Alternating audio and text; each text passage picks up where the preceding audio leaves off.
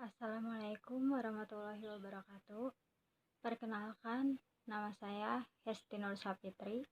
Saya mahasiswa dari Universitas Buana Perjuangan Karawang, jurusan Manajemen. Pada kesempatan ini, saya akan menjelaskan mengenai laporan hasil kajian studi kelayakan bisnis pada usaha saya, yaitu kedai dimsum. Nah, di sini ada logo kedai dimsumnya. Alamatnya di Jalan Ronggowaluyo, Sirnabaya, Kecamatan Teluk Jambe, Kabupaten Karawang. Selanjutnya ada aspek manajemen. Komisarisnya yaitu dengan saya sendiri, Hesti Nur Sapitri. Selanjutnya ada direktur, Karwian. Selanjutnya lagi ada manajer produksi dengan Hisam Sabut Saputra. Ada manajer marketing, Saiful Malik. Ada manajer keuangannya, Putri Andini. Dan yang terakhir manajer HRD-nya yaitu Mario Agung. Selanjutnya ada aspek legalitas. Nah, di sini ada 4 aspek legalitas. Yang pertama ada izin usaha atau SIUP. Yang kedua ada izin lokasi atau situ. Yang ketiga ada izin perusahaan atau TDP. Yang keempat ada NPWP. Nah, di situ ada nomor-nomornya, tinggal dilihat aja. Aspek pasar dan pemasaran. Yang pertama ada pasar sasaran. Pasar sasaran yang dituju oleh UMKM ini adalah untuk seluruh kalangan menengah ke bawah hingga ke atas, baik anak-anak maupun orang dewasa. Semuanya bisa menikmati makanan ini dengan harga yang sangat terjangkau. Yang kedua ada segmentasi pasar, yaitu ada segi geografi. Target konsumen yang diraih adalah anak-anak, sekolah, dan masyarakat yang tinggal di Karawang, khususnya di sekitar Teluk Jambe. Yang kedua ada segi demografi. Produk makanan ini dapat dibeli oleh semua gender, semua agama, semua profesi, semua ras, suku, dan masyarakat lainnya. Yang ketiga ada segi psikologis. Kedai dimsum membuat produk makanan yang disesuaikan dengan kebutuhan dan keinginan konsumen. Yang terakhir ada segi perilaku. Sesuai dengan perilaku masyarakat yang akan terus berubah mengikuti zaman, kedai dimsum akan terus melakukan inovasi-inovasi baru untuk menyesuaikan dengan keinginan para konsumen. Selanjutnya ada pesaing. Dalam dunia bisnis, adanya pesaing bukan lagi menjadi hal yang harus dihindari lagi. Dewasa ini, keberadaan pesaing justru menimbulkan motivasi tersendiri bagi pejalan bisnis tersebut untuk mengembangkan usahanya agar tidak kalah dengan pesaing. Oleh karena itu, kedai dimsum terus melakukan continuous improvement demi menjaga kualitas produk yang demikian agar mampu terus bersaing di pasaran. Adapun pesaing kedai dimsum yang sejenis yaitu ada dimsum Teh Irma.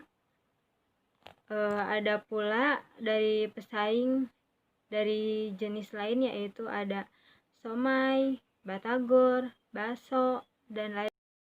Nah, selanjutnya ada strategi bauran pemasaran. Yang pertama ada produk. Kedai dimsum menyediakan 2 macam varian dimsum, yaitu dimsum kukus dan dimsum goreng, yang terbuat dari bahan yang berkualitas. Pemilihan jenis bahan yang berkualitas ini bertujuan agar produk yang dibuat memiliki kualitas yang baik dan dapat memuaskan para konsumen. Yang kedua ada lokasi. Kedai dimsum memilih melakukan penjualan di Teluk Jambe yang berada di pusat kota, mudah dijangkau, dekat dengan berbagai macam ruang publik kota seperti kampus dan sekolah. Yang ketiga ada harga. Penetapan harganya dengan membeli 1 porsi yang berisi 5 dimsum, yaitu dengan harga Rp10.000. Selanjutnya ada aspek teknis dan produksi. Nah, bisa dilihat tabelnya. Di sini ada 5 kebutuhan yang dibutuhkan oleh kedai dimsum. Yang pertama ada pasar, bahan baku, transportasi, tenaga kerja, dan lainnya. Nah, di sini ada nilai lokasi yang ideal, bisa dilihat angkanya. Nah, lokasi yang terpilih yaitu ada Teluk Jambe, Kertabumi, dan Pangkalan. Nah, berdasarkan metode penilaian hasil value, maka lokasi yang tertinggi yang dipilih yaitu daerah Teluk Jambe dengan nilai 110. Selanjutnya ada siklus produksi. Yang pertamanya itu yaitu pembuatan adonannya dulu. Yang kedua ada proses produksi, yang terakhir ada penjualan produk. Nah, di sini ada tata letak atau layout, yang di belakang ada gudang dan ruang karyawan, di bagian depannya ada ruang produksi, kasir, dan tempat penjualan. Di pinggirnya ada tempat parkir. Di sini ada arus kas. Nah, di sini ada 5 tahun, yaitu dimulai dari tahun 2019, 2020, 2021, 2022, dan 2023. Nah, IAET-nya 2019 yaitu 150, penyusutannya sebesar 163, kas bersihnya tuh 313.000. Diskon faktornya sebesar 20%, yaitu 0,833. PV kas bersihnya sebesar 290.729 rupiah. Nah, bisa dilihat selanjutnya untuk 2020. Di sini ada jumlahnya, IAT-nya yaitu sebesar 1.170.000 rupiah. Kas bersihnya sebesar 1.985.000 rupiah. PV kas bersihnya yaitu 1.146.610 rupiah. Selanjutnya ada aspek finansial. Yang pertama ada biaya prainvestasi. Itu ada 2 jenis, yaitu biaya pembuatan studi sebesar 8 juta rupiah. Yang kedua ada biaya pengurusan izin-izin sebesar 15 juta rupiah. Total biayanya yaitu 23 juta rupiah. Yang kedua ada biaya aktiva tetap. Ada aktiva tetap berwujud dan aktiva tetap tidak berwujud. Yang aktiva tetap berwujud meliputi bangunan sebesar 600 juta rupiah, ada kendaraan sebesar 250 juta rupiah, ada mesin sebesar 5 juta rupiah, ada peralatan 8 juta rupiah, perlengkapan 7 juta rupiah. Nah, total biayanya yaitu 870 juta rupiah. Nah, ada aktiva tetap tidak berwujud. Ada di situ ada merek dagang sebesar 3 juta rupiah. Nah, semuanya ditotalin dan total investasi ada sebesar 865 juta rupiah. Di sini ada penilaian kelayakan investasi. Yang pertama ada payback period atau PP. Apabila kas bersih setiap tahun berbeda. Nah, di sini kan ada investasinya yang tadi 865 juta rupiah. Yang berikutnya ada kas bersih tahun pertama yaitu 150 juta. Investasinya itu dikurangin sama kas bersih tahun pertama. Jadi hasilnya 715 juta.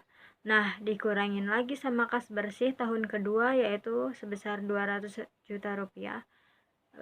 Totalnya jadi 515 juta rupiah. Nah, dikurangin lagi sama kas bersih tahun ketiga yaitu sebesar 250 juta, jadi totalnya 265 juta rupiah. Karena sisa tidak bisa dikurangi proses tahun keempat, maka sisa proses tahun keempat dibagi tahun kedua dibagi proses tahun keempat, yaitu PP-nya 265 juta rupiah dibagi 270 juta rupiah dikali 12 bulan. Hasilnya 11,7 bulan. Nah, kita bulatin aja ya, jadi 12 bulan. Maka payback period adalah 4 tahun. gitu. Payback period kurang dari umur ekonomis atau 5 tahun, maka dinyatakan baik. Yang kedua ada average rate of return atau ARR. Nah, di sini ada 3 rumus ya untuk menentukan ARR-nya itu. Yang ARR-nya sama dengan rata-rata IAT dibagi rata-rata investasi. Total ARR-nya itu 54,1%. Nah, dibulatkan menjadi 54%. Di situ ada rumus rata-rata IAT, total IAT dibagi umur ekonomis. Nah, ada rumus rata-rata investasi, investasi dibagi 2. Nah, di situ ada total IAT. Jadi total IAT-nya itu tinggal dimasuk-masukin aja ya rumusnya. Nah, totalnya yaitu sebesar 1.170.000.000 rupiah. Nah, jadi tinggal dimasuk-masukin aja ke rumusnya, begitu. Selanjutnya ada net present value atau NPV. Nah, di sini tabelnya sama kayak arus kas yang tadi yang pertama. Ini jumlah PP kas bersihnya kan 1.146.610.000. Nah, tinggal dimasukin kan total PP kas bersihnya. Nah, sebesar segitu. Terus di bawahnya ada total PP investasi sebesar 800.065.000. Nah, ini tuh NPV-nya sebesar 281.610.000. NPV lebih dari 0, maka usaha dinyatakan layak atau baik. Yang keempat ada internal rate of return atau IRR. Nah, di sini juga ada rumusnya, rata-rata kas bersih 313 juta ditambah 363 juta ditambah 413 juta ditambah 433 juta ditambah 463 juta dibagi 5. Hasilnya adalah 397 juta. Nah, ada perkiraan PP 865 juta dibagi 397 juta. Hasilnya 2,178. Dalam tabel A2 tahun kelima diketahui yang terdekat dengan angka 2,178 adalah 2,180 adalah 36%. Secara subjektif, tiap diskon kita dikurangi 2% menjadi 34%, sehingga NPV-nya dapat dilihat dalam tabel berikut. Nih, lihat tabelnya. Ini ada perhitungan NPV dengan DF 34%. Total PP kas bersihnya yaitu 666.041. Yang kedua ada nilai PP negatif sebesar 666.041 dikurangi 865 juta. Hasilnya minus 864 juta 333.959. Nah, di sini juga ada DF-nya yang 35%. Total PP kas bersihnya sebesar 834.708. Nilai NPV sudah negatif, yaitu 834.706 dikurangin 865 juta. Hasilnya yaitu minus 864.165.294. Yang kelima ada Profitability Index atau PI. Rumus yang digunakan untuk mencari PI adalah sebagai berikut. Nah, bisa dilihat rumusnya kan. Jika kas bersih berbeda setiap tahun, maka mencari PI adalah sebagai berikut. Nah, tinggal dimasukin sama kayak rumusnya ya. PI sama dengan 1 146.610.000 dibagi 665 juta rupiah dikali 100% sama dengan 1,32 kali 1,32 kali dibulatkan menjadi 1,4 kali. PI lebih besar dari 1, maka diterima baik.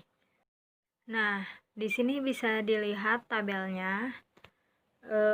IRR-nya itu hasilnya 34 ditambah 1,179%, hasilnya 35,179 dibulatkan menjadi 35%.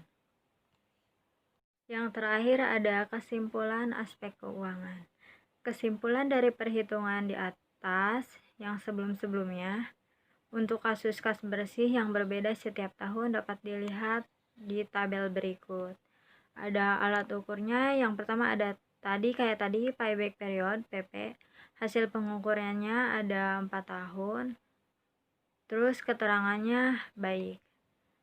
Ada average rate of return atau ARR, hasil pengukurannya 54% dibanding 50%, yaitu dikatakan baik. Dan seterusnya bisa dilihat di tabel.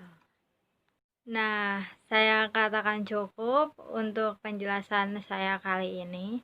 Terima kasih yang sudah mendengarkan ataupun menonton. Semoga bermanfaat. Wassalamualaikum warahmatullahi wabarakatuh.